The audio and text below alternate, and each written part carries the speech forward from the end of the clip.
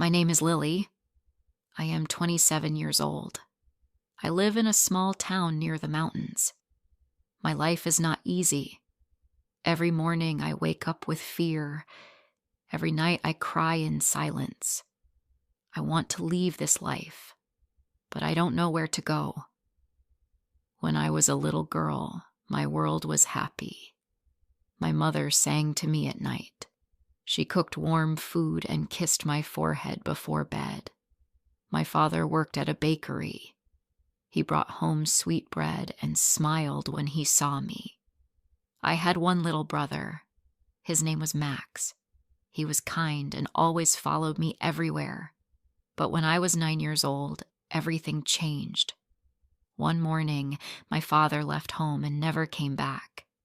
We waited for hours, then days, then weeks. My mother cried every night. I was too young to understand. People said my father had run away with another woman. My mother never believed it. She sat at the window every day, waiting. Then, 2 years later, my mother got sick. She became very thin. Her skin turned pale. She stopped smiling. She did not have the strength to cook or clean. I started doing everything. Washing clothes, cooking simple food, taking care of Max. I was only 11, but I felt like a mother. One night, my mother called me to her bed. She took my hand and said, "Lily, you are strong. Take care of your brother. Be brave." That was the last thing she ever said to me. The next morning, she was gone. After that, everything got worse. An uncle came to take care of us. He was my father's brother. His name was Robert. At first, he seemed okay. He brought food. He paid the rent. He told us to go to school. But soon, Robert changed. He started drinking every day. He got angry fast. He shouted at us for small things. If Max dropped a spoon, Robert screamed. If I came home late, he threw things at the wall. One night he slapped me. I was so scared I couldn't sleep. The next day he acted like nothing happened. I wanted to run away, but I had no place to go. I was just a child. I didn't know anyone outside my small town. I didn't have money or friends. I stayed for Max. He was only 8. He needed me. Years passed. I learned how to stay quiet. I cooked food before Robert came home. I kept the house clean. I didn't speak unless he asked me something. I learned how to survive. When I turned 16, I met a boy named Alex. He worked at the small store near my school. He had light brown eyes and a soft voice. He always said hello. One day he gave me a candy and said, "You look sad. Are you okay?" I wanted to cry, but I just nodded. Alex started waiting for me outside school. We talked about little things, books, music, dreams. He told me he wanted to travel. He said he hated the town and wanted to see the world. I told him I wanted the same. He smiled and said, "Then come with me." At first I was scared, but I wanted to be free. I wanted to feel safe. I told Max I would come back for him. I left a note under his pillow. Then, one cold evening, I left Robert's house and ran to Alex. Alex lived in a small room behind the store. It wasn't big, but it felt like heaven. He made me tea. He gave me a warm blanket. He told me I was safe now. I believed him. For a few weeks, I was happy. We walked in the fields. We watched the stars. We talked about the future. I thought I had found love. But one day, Alex lost his job. He started getting angry. He sat at home all day drinking beer. He said I didn't understand his pain. He said I was lucky to have him. Then one night he pushed me. I fell and hit my head. He said, "I'm sorry. I didn't mean it." I believed him. I didn't want to go back to Robert.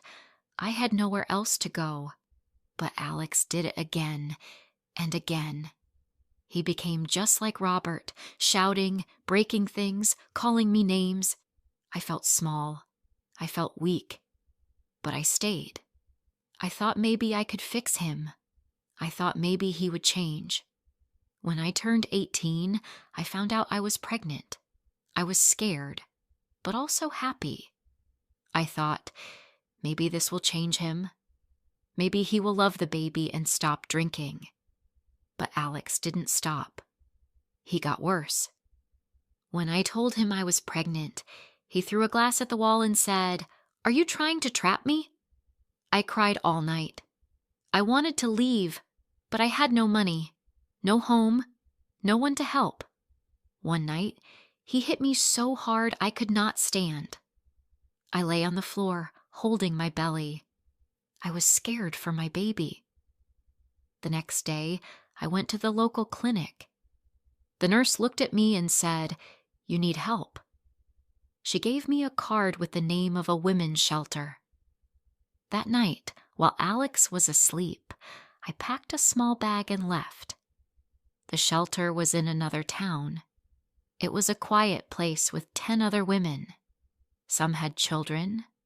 Some had black eyes. Some had broken hearts. But they were all like me, looking for peace. I stayed at the shelter until my baby was born, a little boy. I named him Noah. He had my eyes and dark hair. I held him and cried.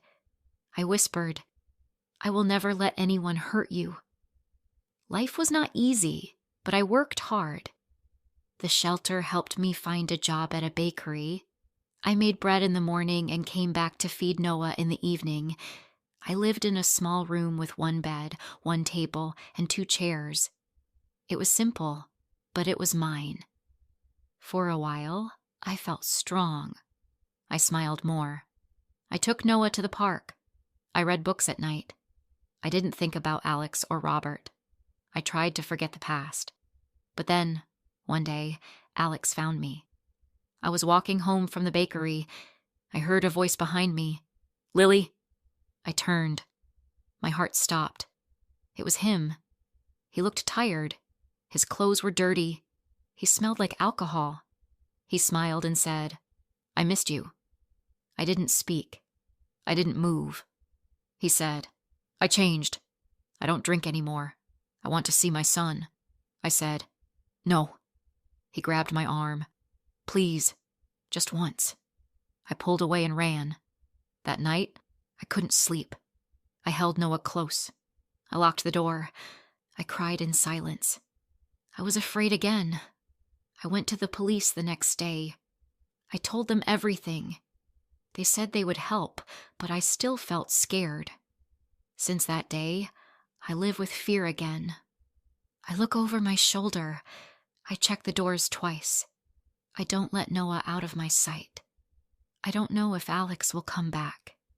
I don't know if he will try to take my baby. I want to be free. I want to feel safe again. But I don't know how. I still go to work. I still smile for Noah. But inside, I feel broken. Some nights I cry when he sleeps. I whisper, "I'm sorry. I wish I was stronger." I don't know what the future will bring, but I hold on to one hope, that one day I will not be afraid anymore. Some days I feel strong. Other days, I feel like I'm falling apart. I try to be a good mother. Every morning, I make breakfast for Noah. He loves toast with honey. He laughs when I make funny faces with his food. His smile gives me hope. But inside, I am still scared. I always check the windows. I always look behind me when I walk home. I moved to a new room in the shelter, but I don't feel safe. I still hear Alex's voice in my head. I see his face in my dreams. I wake up with my heart beating fast. One day, the shelter manager asked me, "Lily, do you want to see a counselor?" I said no at first. I didn't want to talk about the past. I thought talking would make the pain stronger. But a week later, I said yes. Her name was Julia. She had kind eyes and a soft voice. She asked me about my life. I told her everything, from my father to Robert to Alex. She didn't cry. She didn't look shocked. She just listened. She said, "You are brave, Lily. You survived. You are still here. No one ever said that to me before. We met every week." I started to feel lighter, like I was not alone. I learned that it was not my fault. I learned that love is not pain. I learned that I deserve peace. Noah turned 2 years old. He was walking and talking. He called me Mama and kissed my cheek every night. He loved to sing. He danced in circles when I played music. He made the world bright again. One afternoon, I was working in the bakery when a customer walked in. He was tall, with dark hair and kind eyes. He ordered coffee and smiled. The next day, he came again. And again. After a week, he said, "Hi, my name is Daniel." I said, "I'm Lily." He smiled. "I like your smile." I looked down. I wasn't used to compliments. I didn't know what to say. He didn't push. He didn't ask questions. He just came in every day, bought coffee, and talked to me about small things, books, rain, songs on the radio. One day he asked, "Can I walk you home?" I froze. My heart said no. My fear said run. But something deep inside me said, maybe it's okay. I said, "Just to the corner." He walked beside me, not too close, not too far. He said, "You're strong. I don't know your story, but I see it in your eyes." I smiled. "Thank you." For the first time in years, I felt warm. Over time, Daniel became a part of my life. Slowly, carefully. He brought books for Noah. He helped me carry groceries. He never touched me without asking. He never raised his voice. He said, "Love is not control. Love is safety." I didn't believe in love before, but maybe, I thought, maybe it can be real. Still, I was afraid. One night, Daniel invited me and Noah to a small park for a picnic. We sat on a blanket. The sun was soft, the sky pink. Noah laughed and chased butterflies. Daniel looked at me and said, "You don't have to be scared anymore." I'm not him. I wanted to believe him. I wanted to trust. But it's hard when your heart has so many scars. That night I had a dream. I saw myself as a little girl holding Max's hand. We were standing in the dark, looking for light. Then I saw Noah smiling, holding a candle. I woke up crying. The next day, I called Max. We hadn't spoken in years. He was now 21 and working in another city. When he answered the phone, I couldn't speak. I just cried. He said, "Lily, is that you?" I said, "I'm sorry. I left you. I should have come back." He said, "You did what you had to do. I missed you." We talked for an hour. He told me he was okay. He forgave me. He said, "I always knew you loved me. You saved me by saving yourself." I hung up and felt peace for the first time in a long time. Weeks passed. Daniel was still kind. Noah was growing fast. I started to feel strong again. Then one day I got a letter. It was from Alex. He wrote, "I'm sorry. I was wrong. I want to see my son." I didn't reply. I showed the letter to the shelter staff. They said they would help me talk to a lawyer. I was afraid again, but I didn't cry. I looked at Noah and said, "I will protect you." I kept the letter in a box. I did not tell Daniel, but Daniel saw my face. He asked, "Are you okay?" I said, "No, but I will be." That night, I looked at myself in the mirror. I saw someone I didn't recognize. Not a victim, not a girl who ran away. I saw a woman. The next morning, I spoke to a lawyer. I asked about my rights. I told them everything. They said I could ask for full custody. They said I had a strong case. I felt nervous, but also proud. I told Daniel everything that night. About the letter, about Alex, about my fear. He held my hand and said, "Whatever happens, I'm here." I believed him. 1 month later, I stood in a small courtroom. Alex didn't come. His lawyer did. They asked questions. I answered with a strong voice. I had papers, photos, proof. The judge listened. After 2 hours, the judge said, "Full custody goes to Lily." I cried. Not from sadness, from relief. When I came home, Noah ran to me. I picked him up and said, "We're safe now." That night, I burned the letter. Days turned into months.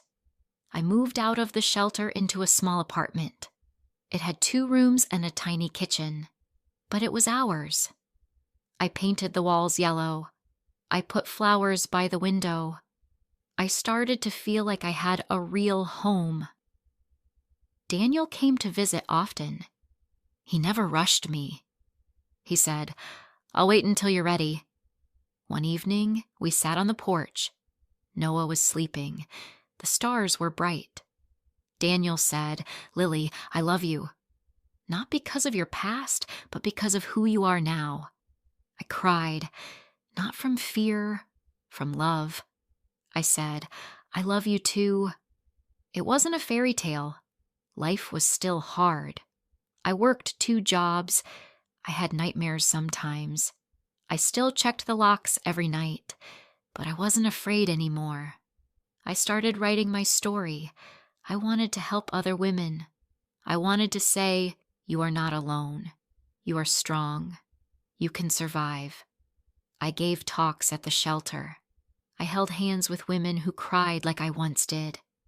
I said, "There is hope. Look at me." I didn't forget the past, but I didn't live in it anymore. Now, I live for today. I live for Noah's laugh, for fresh bread in the morning, for sunsets with Daniel, for quiet nights and warm blankets. If this story touched your heart, don't forget to like, comment, and share. More emotional and inspiring stories are coming soon.